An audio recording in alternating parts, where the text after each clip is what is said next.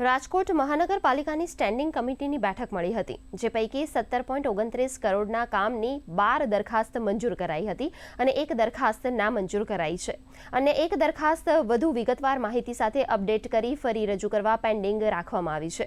ઉલ્લેખનીય છે કે મહાનગરપાલિકા દર મહિને અંદાજિત 40 લાખનું ઈંધણની બચત કરશે।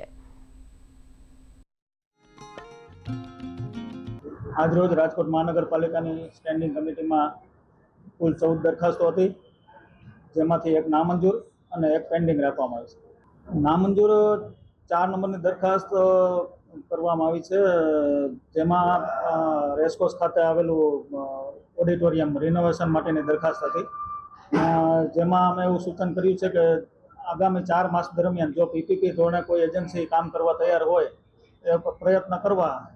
4 માસ દરમિયાન કોઈ એજન્સી ના આવે તો પછી પુનઃ દરખાસ્ત સ્ટેન્ડિંગ કમિટી મોકલવી। મહત્વની મારા હિસાબે જે અત્યાર સુધી રાજકોટ મ્યુનિસિપલ કોર્પોરેશનના તમામ વાહનોનું જે કન્ઝ્યુમર પંપમાં ડીઝલ પુરાવતું હતું, એ આજે દરખાસ્ત કરી છે રિટેલ પેટ્રોલ પંપ પરથી, જેમાં અંદાજિત રાજકોટ મહાનગરપાલિકાને મહિને 40 લાખ રૂપિયા જેવો ફાયદો થશે।